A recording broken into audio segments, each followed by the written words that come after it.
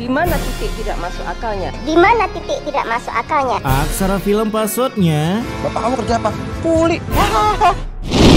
Sebelum terbentuknya tim Avenger yang kerjaan freelance-nya menempeleng jenong para begundal, terdapat seorang babang bernama Rudy tanpa tabuti yang tiap hari cuma bisa menilep uang emaknya untuk kebutuhan hariannya. Ya kalian tahulah, kegiatan orang miskin dan beban keluarga, ya jurai. Kala itu Rudy tak sengaja membuat emaknya tepar di lantai keramik, tapi untungnya ada Pak Ustadz yang membantu membawa ke rumah sakit meski mereka kagak punya BPJS apalagi KIS. Hasil saat dibawa ke rumah sakit, Ibu Anda mengalami geger otak lemah. ya masuk akal sih geger otak lah, orang kejedot batu.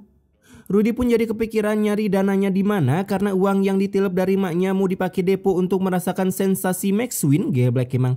Namun dengan lemah lembutnya Pak Ustadz berkata akan mendanai pengobatan Ibu Rudy dengan cara membuka sumbangan melalui link kitabisanggaksi.com, dan itu tentunya membuat Rudy full senyum. Bodoh amat lunasin pengobatan, mending pakai depo. Begitulah isi pikiran anak beban keluarga.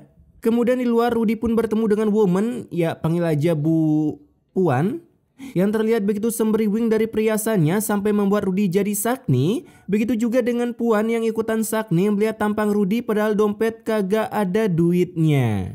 Wah, ganteng banget nih cowok. Anjas, enak bener jadi manusia good looking cuy. Di sana Rudy pun tiba-tiba menanyakan info loker ke Bu Puan yang dikira oleh Rudy Bu Puan yang ono. Hampura bungge. Tapi Puan yang satu ini malah memberi Rudy loker namun bukan jenis kantoran apalagi menteri, melainkan sebagai builder sayur. Niat hati jadi pegawai idaman mertua malah disuruh ngarit. Nah di hari pertamanya bekerja, Puan pun menemui Rudy karena udah kebelet melihat tampang Rudy. Sejak kapan orang kerja di kebun outfit kayak mau San Mori anjing? Pertemuan mereka pun dilihat oleh para builder NPC yang masih bergelar honor dan mengira kalau majikannya lagi diam-diam ingin dibuahi saat. Seandainya aja aku punya duit lebih, aku pengen traktir kamu. Anjas, traktir bang, koyo bang, udah gak kuat itu Puan. Di hari itu juga Rudy bukannya bercocok tanam dengan tanah, ia malah enak-enak mengunyah makanan di kafe bersama Puan. Bahkan si Puan sampai memberikan Rudy bayaran 1 juta 1 jam full service. Anjas, yang kata Puan ia ingin dekat dengan Rudy sebab sebetulnya Puan tak cinta dengan suaminya melainkan dengan hartanya. Biasalah woman. Dan selain cinta hartanya, si Puan juga kebetulan dijodohkan oleh bapaknya untuk melunasi hutang Shopee Payletternya. Oh ya, aku masih ada hadiah nih buat kamu. Kamu buka deh. Enak bener jadi simpenan tante-tante cuy. Bang Rudy info IG Puan dong. Keesokan harinya Rudy yang belum bangun, emaknya pun bagong melihat Rudy yang kini memiliki HP hasil tahan lama kemarin malam. Tapi beroja memiliki HP untuk jasa turunin tier, Rudy pun bangun dan tak sengaja menepis HP-nya sampai hancur. Handphoneku, ibu gimana sih? Buset, bener-bener pakai HP rusak beneran cuy. Biasanya green screen. Nah ketika sarapan, emaknya pun menginterview Rudy di mana dapat uang pakai beli HP, apalagi Rudy baru aja kerja sehari kok bisa punya uang banyak. Padahal kerjaan Rudy yang bukan leha-leha duduk di singgasana gedung berbentuk pembalut. Tebak gedung apa? Namun Rudy yang takut ketahuan jadi brondong, ia pun langsung lock out dari sana. Di hari itu juga Rudy dan Puan datang ke sebuah warung nasi Padang untuk makan siang. Tapi di sana rupanya ada adiknya Rudy bernama Yanti yang melihat Rudy bekerja sebagai gigo. Hasil Rudy yang melihat Yanti langsung panik dan memberitahunya untuk jangan menyebar aibnya suka ngajak tante-tante jalan-jalan. Ahai. Sehingga penggebean dosanya pun berjalan dengan sempurna meskipun mendapatkan minus berupa pulang dari makan hampir dibuat wasted oleh woman lain. Aduh, kakiku. Kebiasaan woman kalau naik motor cuy. Benda sebesar apapun di depan terlihat transparan anjing. Di sana Rudy pun kembali berkenalan dengan seorang serabi yang lebih nikmat daripada Puan, udah bekas diicip suaminya. Ya panggil aja mbak-mbak ini Desi. Dimana tanpa babi lu bego, Rudy langsung mengeluarkan sifat kebuaya daratannya. Gimana kalau aku antar kamu sampai rumah? Lah, dia kan bawa motor bang. Dengan gendengnya si Rudy pun mengantar woman ini sampai rumah dengan menaiki motornya. Setelahnya ia malah pulang jalan kaki. Nambah jauh lagi baliknya Bambang. Namun ketika melihat rumah Desi begitu GG seperti villa di Bali, Rudy pun dalam hatinya seperti ingin berkata sewaku mbak. Yang kemudian menargetkan Desi sebagai korban untuk diporotin akibat lebih kayaan Desi ketimbang si Puan. Kalau aslinya mah Desi nggak ada apa-apanya cuy. Kepakan sayap ke. Singkat waktu, saat Rudy sampai di rumah, ia pun hendak ngecas HP-nya untuk login ML, tapi aduh. Sebuah sengatan yang realistis pun terjadi karena Rudy dengan gendengnya nyolokin kabel casan pas tangannya lagi basah. Namun untungnya Rudy tak sampai meningsoi meskipun sengatannya melebihi tegangan petir. Dan kalian tahu siapa yang disalahkan? Ya benar, emaknya. Aku tersiksa begini gara-gara ibu. Ini kalau gue praktekin di rumah, cangkem gue udah meet and greet sama sandal swallow cuy. Akurasi tembakan mak gue GG Gaming. Keesokan harinya Puan pun memberi Rudy dana telah menemaninya kemarin. Sekalian Bagong melihat tangan Rudy diperban yang katanya habis menyerbu markas Housen akibat tak sengaja memencet Sherlock. Tak parah nih, sehingga membuat Puan semakin yakin untuk menikah dengan Rudy akibat begitu lakinya Rudy dalam baku hantam. Tak seperti suaminya yang baku hantam sedikit udah mimisan. Mimpi aja kamu mau nikah sama aku.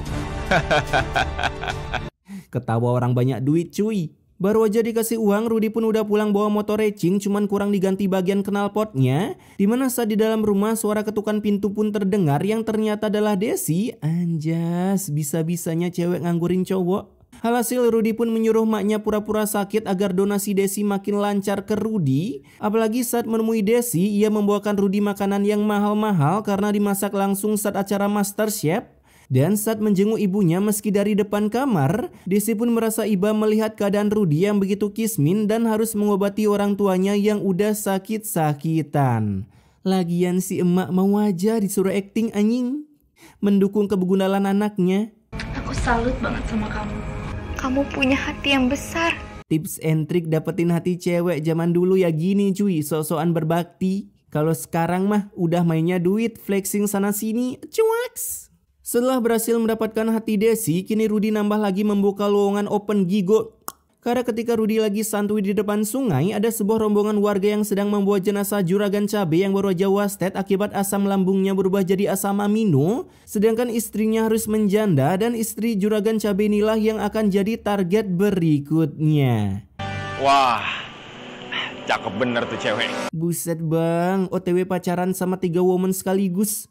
Kagak panas dingin tuh titit. Di sisi lain Puan yang baru aja mencairkan deposito suaminya demi sebuah rudal milik Rudy. Gila bener. Suaminya pun tiba-tiba tahu kebegundalan istrinya selama ini berkat pengakuan para builder yang mencepukan Rudy. Sehingga perdebatan dalam rumah tangga pun terjadi meskipun tak mengetar-ketirkan hati Puan. Sebab ia memilih Rudy ketimbang suaminya meski sang suami memiliki banyak cuan. Apa sih kurangnya aku dari kamu? Dan dia lebih tampan dari kamu. Aduh sakitnya itu.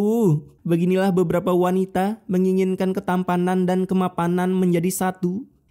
Tapi kebanyakan yang minta gitu tampangnya kayak grafik FF anjing. Setelah pergi dari sana, Puan pun nyamperin Rudy berharap Rudy mau menerimanya karena udah pisah dengan sang suami. Tapi nyatanya Rudy malah meninggalkan Puan akibat udah gak bisa lagi morotin Puan. Bagi para woman yang udah hidup enak, hati-hati nih ya, jangan malah kayak Puan ya. Di sisi lain ada istri juragan cabe yang baru aja berangkat jadi cabe-cabean. Enggak dong. Berangkat OTW kebun, malah mendapatkan serangan dari haya rampok. Namun untungnya datanglah Rudy sebagai penyelamat bumi pembela kebenaran dan berhasil mengembalikan tas milik woman ini, ia panggil Janita, yang sekalian memberikan tumpangan untuk Nita. Baru aja suami meningsoi, udah mau aja dideketin rudal lain. Nah ketika sampai di rumah, Rudy sampai dibawa masuk ke dalam tapi bukan ke kamar. Sabar bos, sabar. Di sana Rudy pun mengaku kalau lagi nganggur setelah difitnah udah mengruda paksa istri majikannya, ya makanya sekarang jadi pengangguran. Bahkan Rudy juga mengaku kalau dirinya login seorang diri ke dunia, tak memiliki siapa-siapa alias tim tuh. Sehingga Nita pun kasihan dan kini merekrut Rudy sebagai suaminya. Belum dong, belum. Sebagai buildernya yang berkemungkinan nanti naik jabatan menjadi majikan. Sepulangnya dari sana, kepala Rudy tiba-tiba kena kutukan di bagian otak kecilnya, membuat dunia seperti berputar karena kebetulan Rudy menganut bumi datar. Bahkan saking pusingnya kepala Rudy, ia pun sampai digeprek oleh meja. Namun untung dengan simak memanggil para skuadnya saat dulu masih kecil, akhirnya meja itu pun bisa berhenti menyetubuhi si Rudy. Dasar orang-orang gak berguna. Mau bikin malu dengan manggil warga segala. Kalau nggak minta tolong lu kegeprek permanen bang. Keesokan harinya saat bekerja, Rudy pun udah menjabat sebagai kepala divisi para builder yang kerjanya cuma memaki-maki para bawahannya yang remedi dalam bekerja.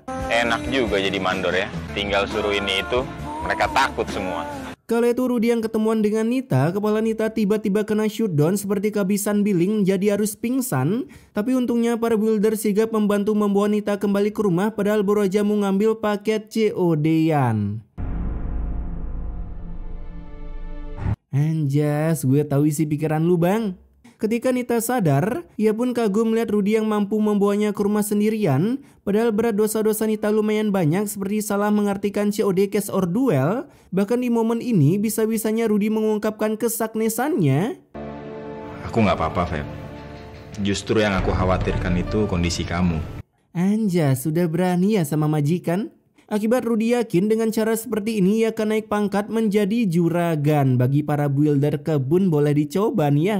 Minusnya ditampol majikan kalau kalian kagak good looking. Beberapa bulan pun berlalu, kini Rudy benar-benar diangkat jadi majikan karena udah bisa menikahi Nita. Secepat itu kah? Buset dah. Meskipun pernikahannya tanpa kehadiran orang tuanya, akibat Rudy udah mengaku kalau ia yatim piatu. Setelah pernikahan tersebut, Rudy yang baru aja mau healing, ia pun bertemu dengan Desi di jalan yang langsung melepas cincin kawinnya. Dimana tanpa banyak bacot, Desi langsung nyamperin dan panik akibat Rudy udah menghilang berjuta-juta tahun yang lalu. Udah kayak avatar aja. Namun kekhawatirannya malah berujung diputusin oleh Rudy meski udah cinta pake banget. Apalagi Desi sampai rela kabur dari rumah hanya untuk rudal Black Mamba milik Rudy sebab hubungannya tak direstui oleh orang tuanya. Aku nggak bisa, Mas. Aku cinta sama kamu. Pelet apa? Coba dipakai sama Rudy cuy. Selesainya adu bacot dengan mbak-mbak ini yang kini udah miskin. Ketika Rudy di kebun, ia pun disamperin oleh adiknya yang menyuruh Rudy menjenguk emaknya yang lagi sakit. Tapi kalian tahu apa jawaban Rudy? Aduh. Nggak mau. Ibu kan dari dulu memang sudah penyakitan. Itu dia. BGG stay sekali bukan? Sedangkan di sisi lain, Desi yang merasa ditinggalkan, ia pun berbuat kebegundalan dengan datang ke rumah tantenya untuk kemaling, di mana setelahnya ia menemui Rudy untuk memberikan perhiasan sehingga Rudy pun tak jadi mengatakan putus. Kamu nggak jadi kan putusin aku? Aku nggak jadi kok mutusin kamu. Guys, jangan pernah segoblok ini ya kalian kalau pacaran. Gobloknya seluruh umat manusia diborong Desi cuman untuk sebuah rudal.